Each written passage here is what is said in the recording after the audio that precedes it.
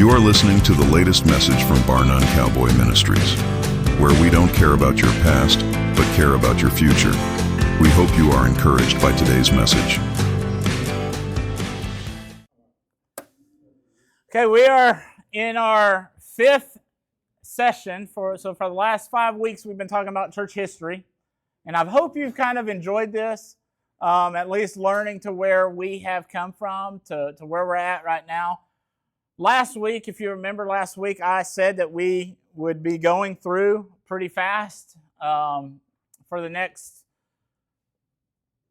time. Yeah, and so tonight we're actually going to talk about 2 centuries in one. And I'm not going to do it in chronological order. It's going to be more of a narrative type of style. So some of the things I'm going to be talking about might have happened before or later, but I wanted to kind of get the whole overview picture there for you. But church history can be divided up into three different time periods.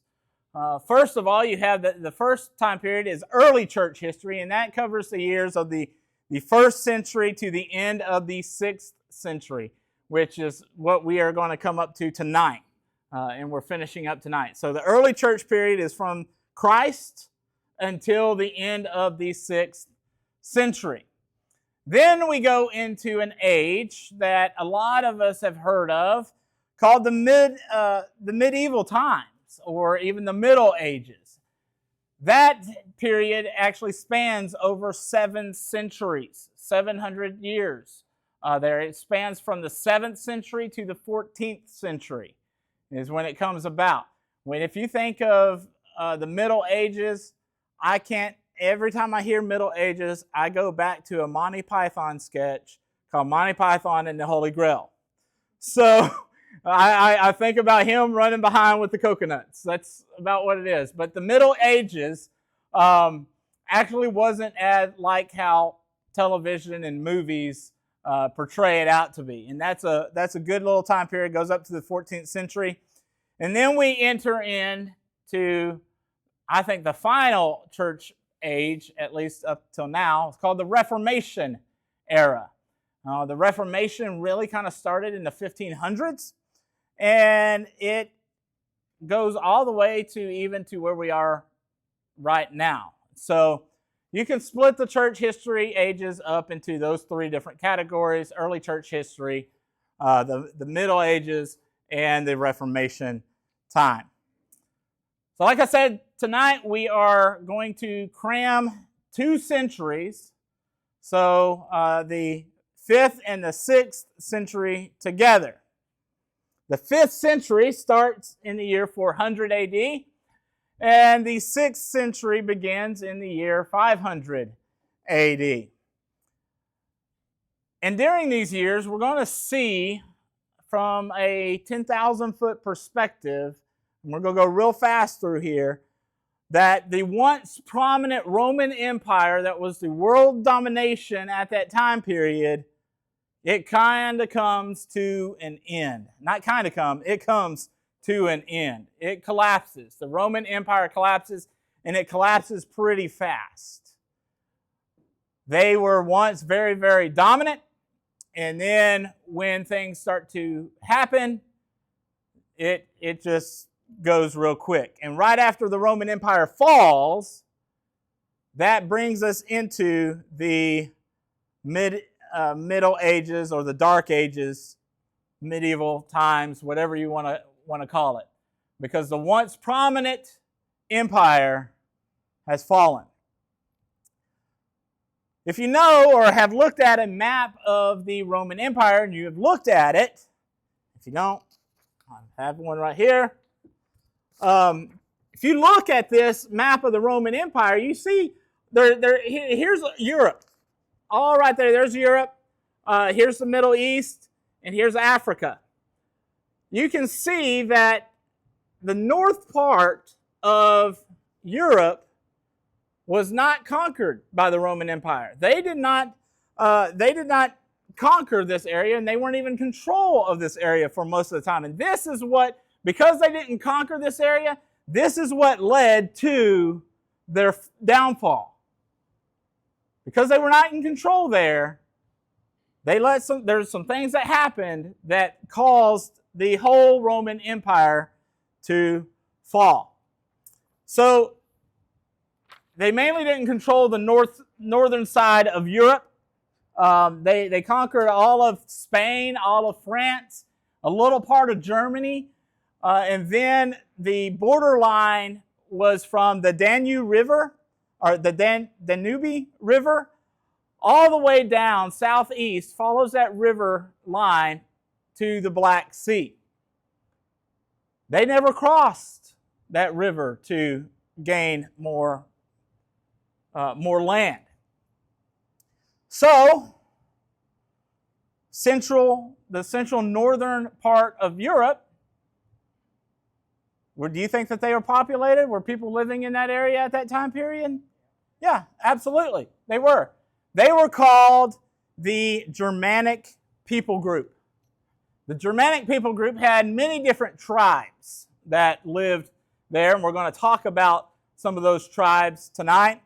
But they were also considered barbarians. You might have heard of barbarians, or you think about them, you think that they're just wacky guys, but what barbarians were is non-Greek speaking, non-Latin speaking people. The Romans just considered them as barbarians because they could not communicate with each other. And they were actually living in peace. They were fine. There wasn't many conflicts going on up there. They were just having a good old time while the Roman Empire was conquering all of their land that they wanted. Until Asia comes along. Well, there's an empire in Asia that starts to make its way westward. It's called the Hun Empire.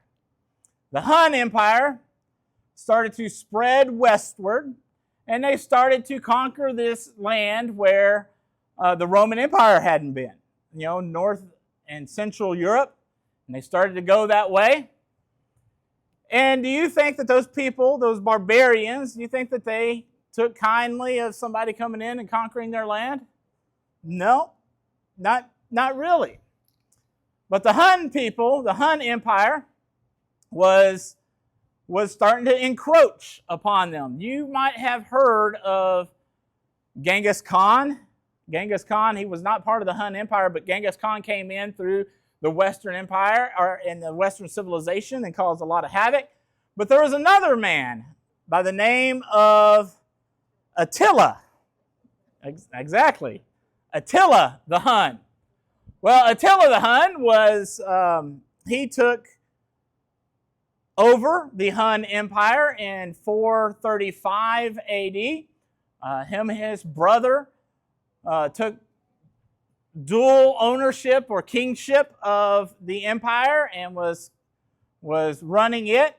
And then about 445 AD, about 10 years later, Attila's brother dies. So this leaves Attila to be the sole ruler of the Hun Empire. But before Attila even came about ruling, the Hun Empire was already pushing into the European area. Attila was very, very brutal. If you want to talk about barbarian, Attila was a barbarian. He was very, very brutal.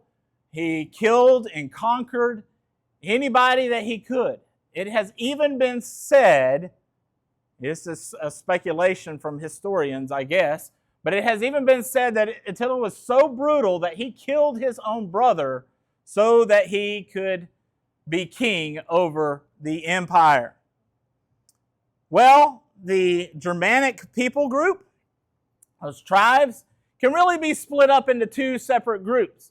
First of all, you're going to have the Eastern Germanic group. The Eastern Germanic group are going to be called, I got to look a little bit, the Ostrogoths. And the Western people group was called the Visigoths. They were called the Gothic people. Well, the Eastern group, they, when the Hun Empire was coming and conquering the land, they would take over the Ostrogoths, which was the Eastern Gothic group. They would take them over and enslave them. Well, the Western tribes saw what was happening, and they said they were not going to stay around. They started to run. They started to flee, find other areas. Well, in about 378 A.D., the Visigoths, they had to go somewhere. They were surrounded by the Roman Empire and the Hun Empire. So where do you think they started to go? Into the Roman Empire. They started to go south and west. And at first, the tribes were somewhat accepted into the Roman Empire. You know, they took them in as refugees type of a situation. But then things started to turn south. They were starting to be harassed. They were starting to be divided amongst other people. And of course, these Germans, these Gothic people, didn't take too kindly of that either. So it caused an uprising to happen. And in 378 AD, they fought what's called the Battle of Adrianople. And something happened at this battle that has never happened before in the Roman Empire. What do you think it was? A defeat. The Roman Empire was defeated from these Visigoths. Well, word began to spread really, really quickly through the empire that there was an outside enemy that had actually defeated some of their troops. So the Roman Empire decided they were going to, the Visigoths started to continue to go southward and westward and started to go into Italy area. They were encroaching on a city there called Rome.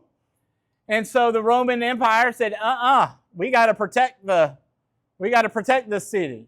So what did they do? They removed their troops from the front lines to bring them to surround Rome to try to protect it.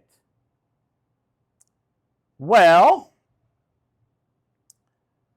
when you remove troops from an area, what often happens in all of history is there is a power vacuum that has happened. No troops in the area. Well, guess what? We can go in and conquer that land. So, other tribes that were in the northern Europe started to take notice of that and started to encroach in on those towns. Well, the Visigoths, they made their way into Italy, and in 410 AD, the Visigoths, they were being led by a king by the name of Alaric. They came and they sacked the city of Rome.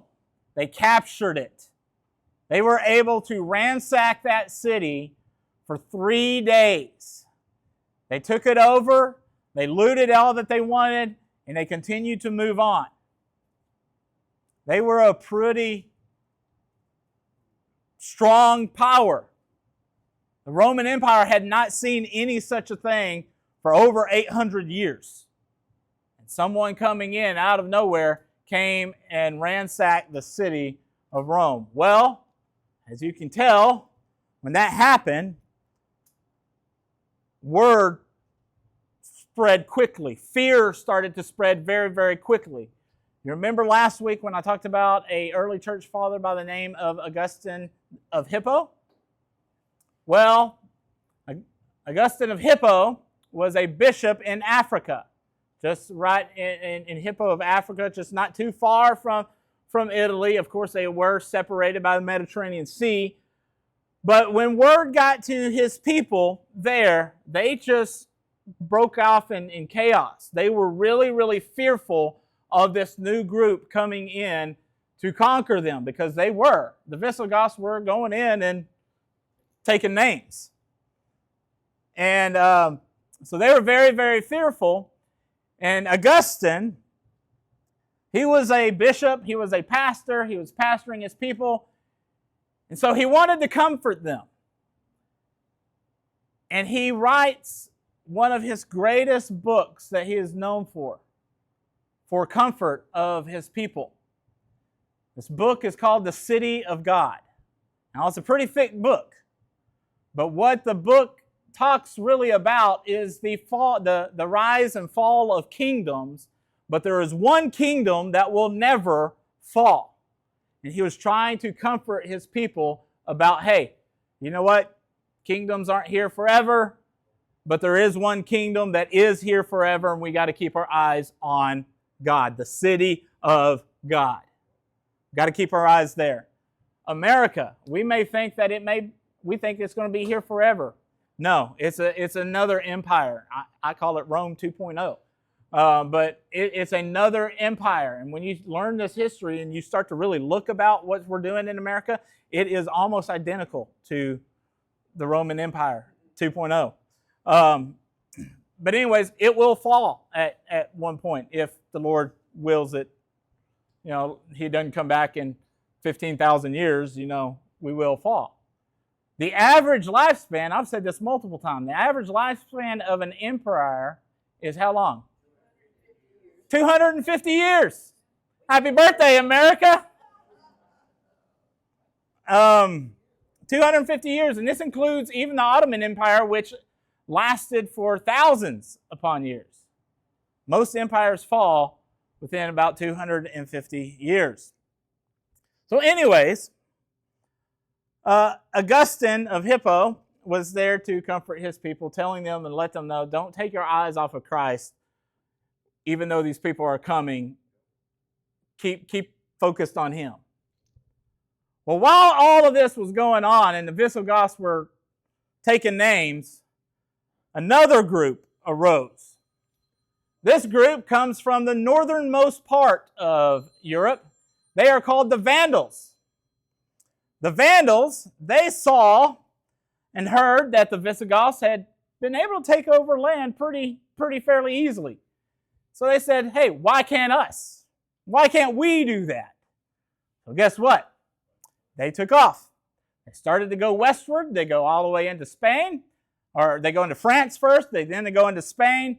They come down through Spain and they cross over. There's a little narrow strip, a strait there that connects the Mediterranean Sea into Africa. They cross that. They go and they start to conquer all of the Western, you would say, the Western Empire at that moment. If you remember, when we were talking about the Roman Empire, it was kind of split up into the Eastern Empire and the Western Empire. They started to conquer all of that land and take them over. They conquer through Hippo, where Augustine was. In fact, Augustine was there when the Vandals came through and defeated them. And he died just a couple months after that. But in some of his writings, you can see where the Vandals and what they were doing. Well, they got all the way to Constantinople. Not Constantinople, sorry. Carthage. They got all the way to Carthage there in Africa. They remembered how the Visigoths were able to capture the city of Rome and ransack it for 3 days. So do you think they just stayed there in Carthage? No, they took ships. He said, why can't us? They took ships, sailed across the Mediterranean over into Italy, and they started to loot and capture Rome in 455 AD. The second time that Rome was sacked and it was looted. They were able to capture it for about 14 days. They took it over, did all that they wanted to, and said, let's go, let's leave.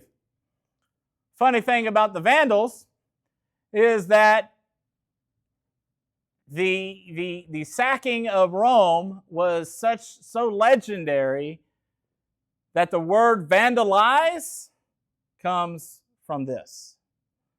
Because when they went into Rome, they vandalized the city. So this is where we get the word vandalize. Well, Attila the Hun, he died. And when he died, the Eastern Gothics that were known as the Ostrogoths, they were freed from their slavery. And of course, once they were freed from that empire, you think they stayed around? No, they left too. They fled the area. And they came into the eastern portion of the Roman Empire. And when they started to invade the eastern portion of the Roman Empire, in 476 AD, the Ostrogoths killed the very last emperor, the remaining emperor that was alive for the Roman Empire. Now, historians really debate this, but I think this is actually the date, 476, of when the Roman Empire fell. Other historians will say that it didn't fall until the Ottoman Empire came and took over Constantinople in the 1400s. Well, really, at that time period, it was the Byzantine Empire that was over that area, not the Roman Empire. It was just a remnant of the Roman Empire. But the Roman Empire fell in 476 AD because of the Gothic people. See how fast they were able to conquer? Once they removed their troops, it was over for them.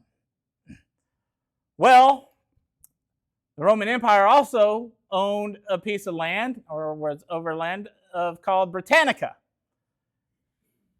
We know that period, or that area now as Great Britain. Well, the Hun Empire, even after Attila died, they were still continuing to move westward. And all those remaining Gothic, or the Germanic tribal people that were still living there, they were continuing to flee and move westward. And so they didn't take the exact same route as the Visigoths or the Ostrogoths or the Vandals. They decided to go west-northwest. And they started to end up in Britannica, Great Britain. These are the people that we know that are called the Angles, the Saxons, and the Jutes. But most notably, we know them as the Anglo-Saxons. They take over the Great Britain. Like I said, I'm going all over the place right here, right now, but I'm just trying to give you this overview.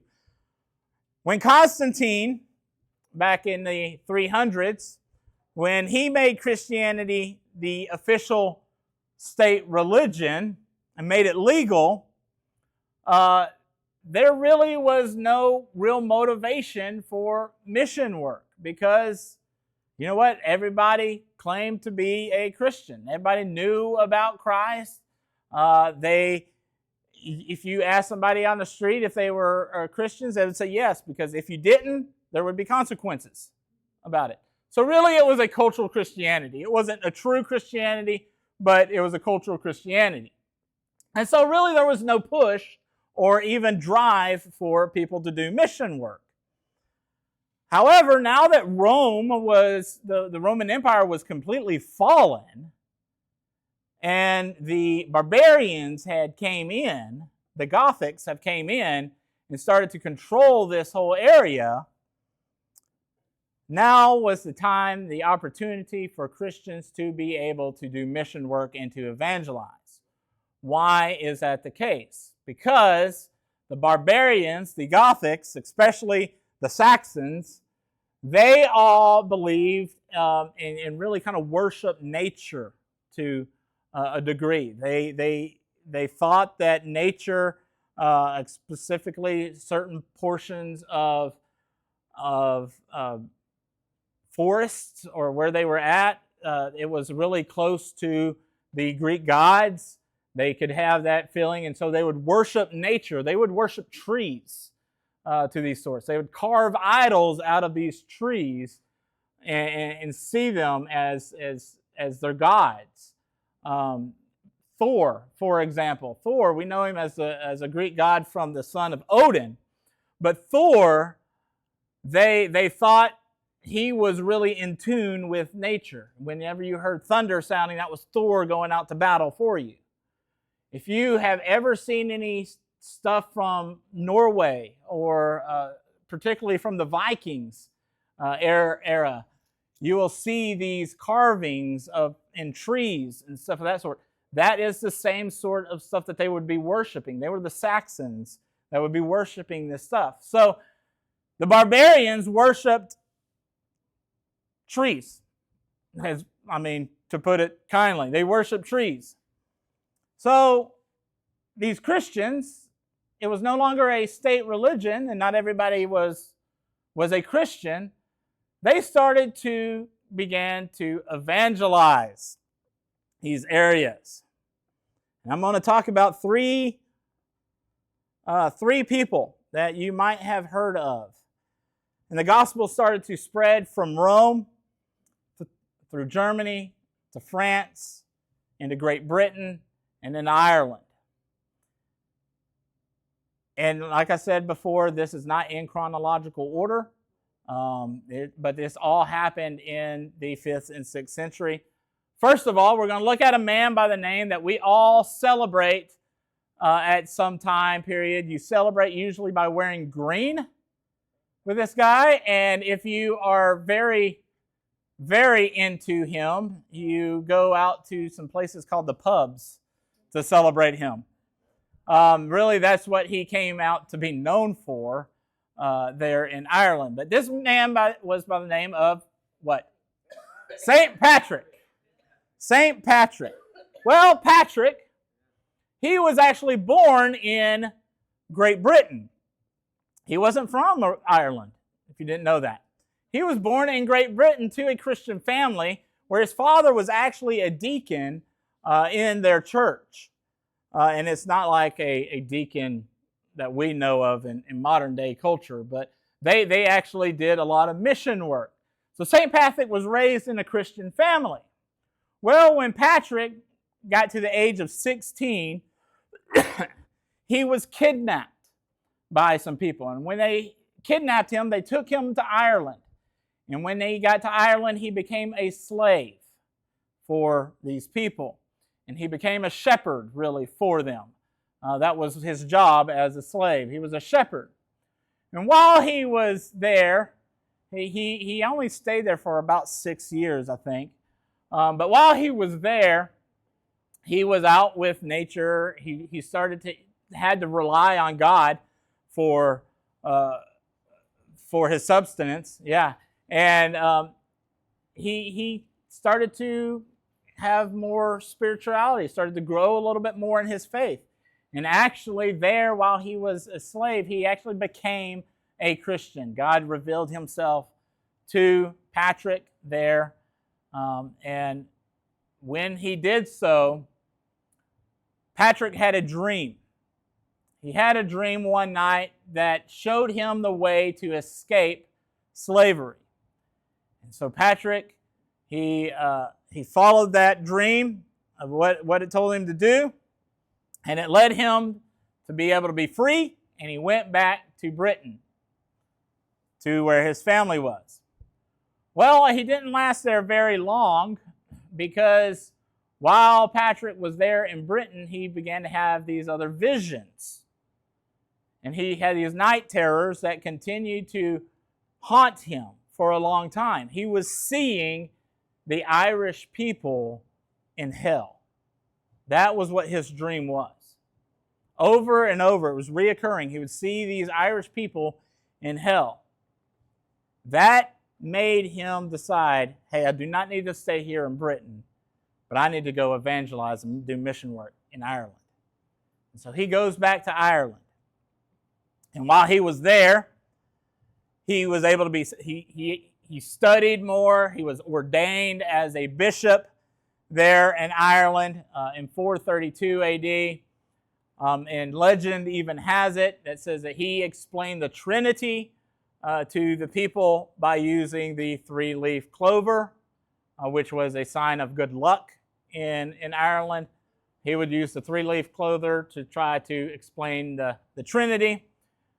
Another legend has it that he ran all the snakes out of Ireland. I don't know if that's true or not. You can do your own research and come to your own conclusion. But however, Patrick was the very first missionary to actually bring the true gospel to Ireland. Now we're going to focus on Germany. And this is a great story as well. Well, in Germany, there was a man by the name of Boniface. Boniface was an Anglo-Saxon monk. He studied very hard in the church. He was a missionary, and he was a church reformer. He was born to a very, very rich and noble family in Wessex, England, and he received a strong upbringing of studies in the monastery there. They were able to afford it, a good Christian education.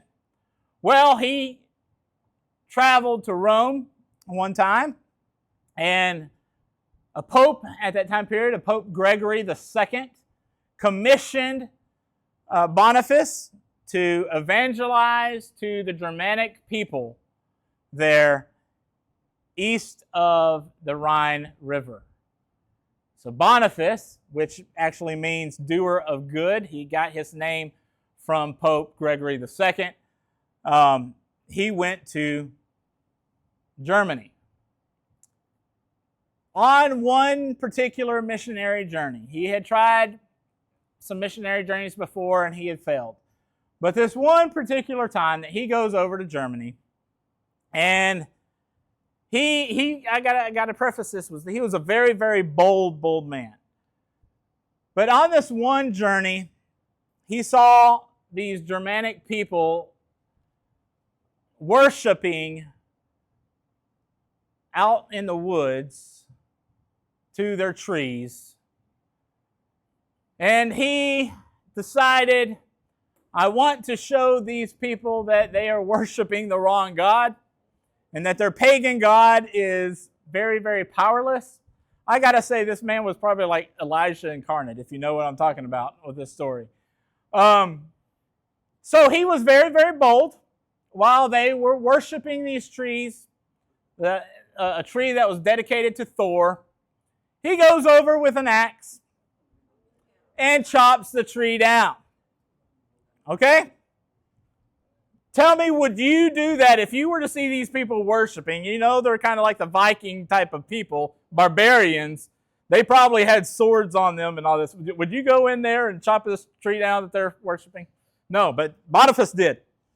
So he did. He goes in there and he chops the tree down. The people were shook. They were just kind of stood back in awe of what had happened. And they were waiting for Thor to take his vengeance out on him. Well, guess what? It never happened. So, what did Boniface do with the tree of Thor? No, did not burn it. He used the wood to create a chapel with.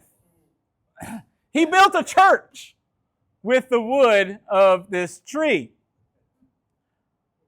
These people saw that, their God that they were worshiping was really kind of powerless. A people group by the name of the Franks, which were another Germanic tribe, I'm just going to briefly mention them, that were in France. That's where we get the name France from. The Franks, they actually protected Boniface from getting killed, from these other barbarian people.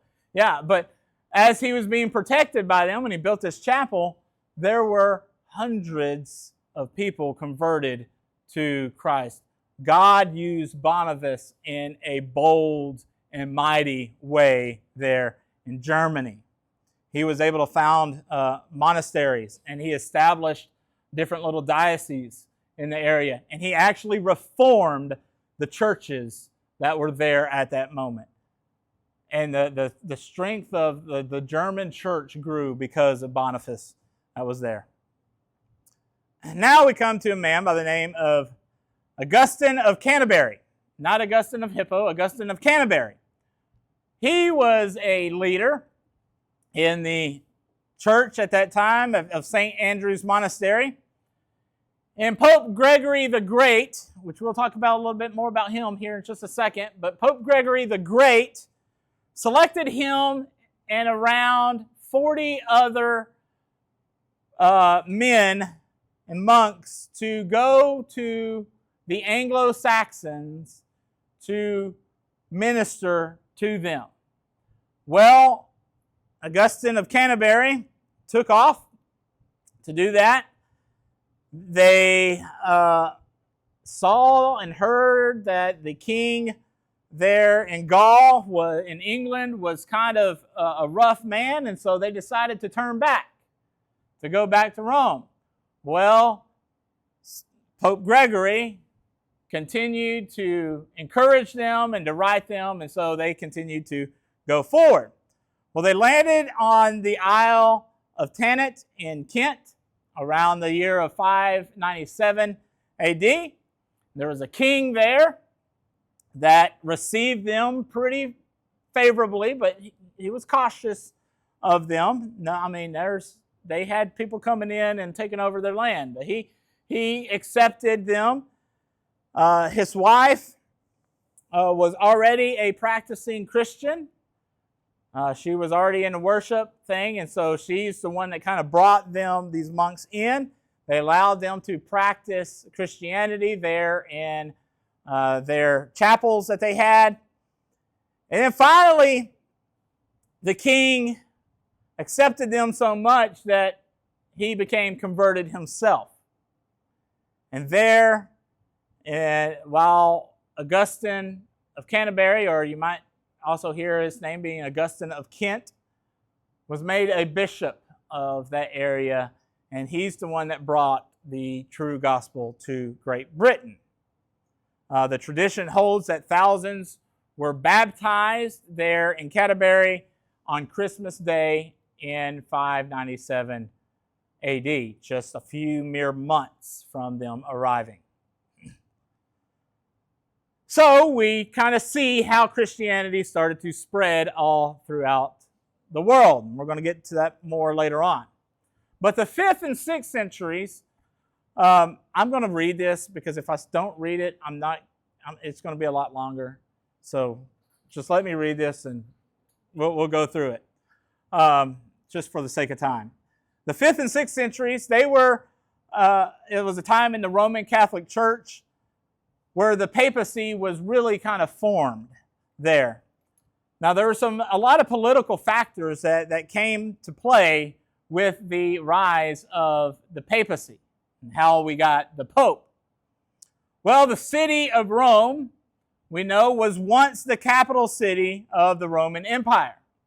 And the bishop there was the head of the church. In fact, if you look at the word papacy, the word papa is what? The head. Head of the church. So, in Rome, since it was the capital, this bishop was the head of the church. Pope Gregory was the head of the mother church. But, remember, Constantine didn't keep Rome as the capital, did he? He went off to Constantinople and formed that city there, and he had named a new bishop for Constantinople. He had named one down there. Well, with this move, a little jealousy came involved. If you remember last week when I talked about the Council of Rome, what was the primary reason the Council of Rome came about? Because the Western bishops did not like what Constantine had done. So they formed this council against them. The bishops didn't like that there was now a new bishop in the capital city. because now that bishop was starting to get a lot more attention and a lot more respect out of people, and instead of the bishops there in Rome. Pope Gregory the Great was pretty vile with this. He led these councils there in Rome, and he thought that he was seated on the true seat of the succession line from Peter, and because he was the one that was in the original capital city. He said, hey, we're going to be getting some respect here because we were the original capital city. We are the head of the church. We are the true church. In fact, there was a pope about 300 years or 200 years earlier by the name of Damasus, who actually claimed that the Matthew 16:18 verse. I'm going to read that to you.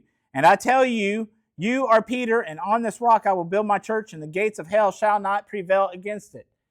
He literally thought when Peter was talking to Christ that Peter was the one that was going to start the church. Well, we as Protestants, we don't believe that. What we believe is when Jesus told Peter that he was the rock, it was Peter's confession that Jesus was Lord. That was the rock. And it is faith that starts. That confession is what starts the church. Faith in Christ as He as Lord as being it, not Peter being absolute.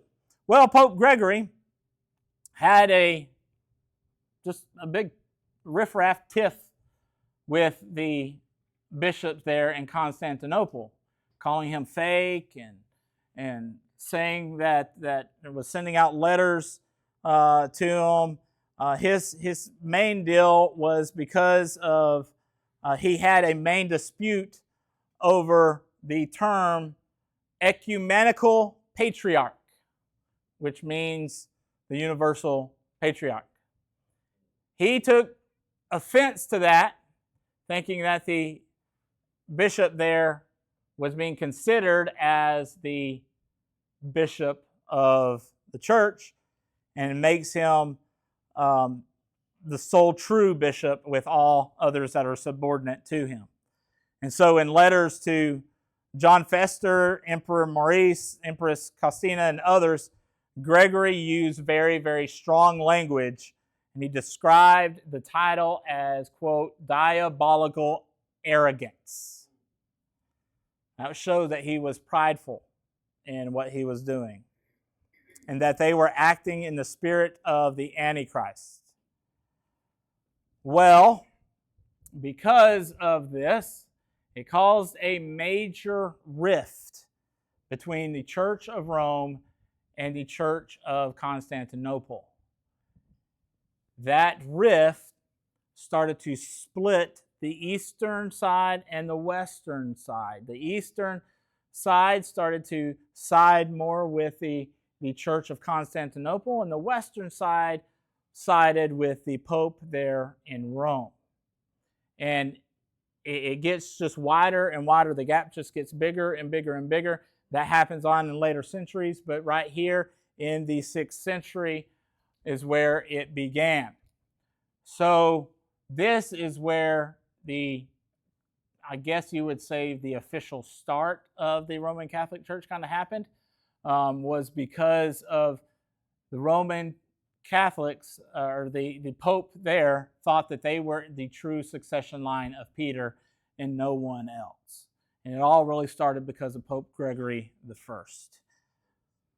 We will see later on that the East and West do begin to split, and I'm going to leave you right there. We come to the end of the 6th century, and we start to move on into the Middle Ages. Okay, lots of information, but I wanted to try to get all of that in and just show you from 10,000 feet in the air of history. All right, we'll pray and we'll be dismissed. God, thank you again for your grace, your mercy, your sovereignty.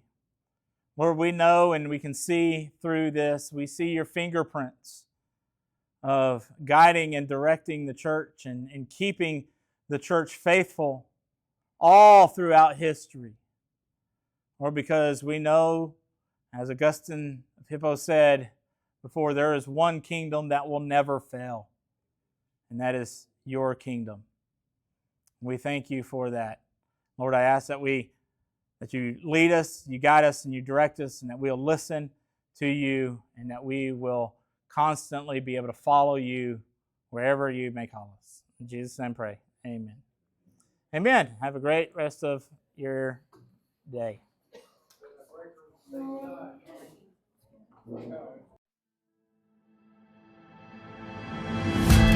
We thank you for listening to today's message at Bar None Cowboy Ministries in Omaha, Texas. We invite you to connect with us on Facebook or YouTube. We hope that you were encouraged by today's message.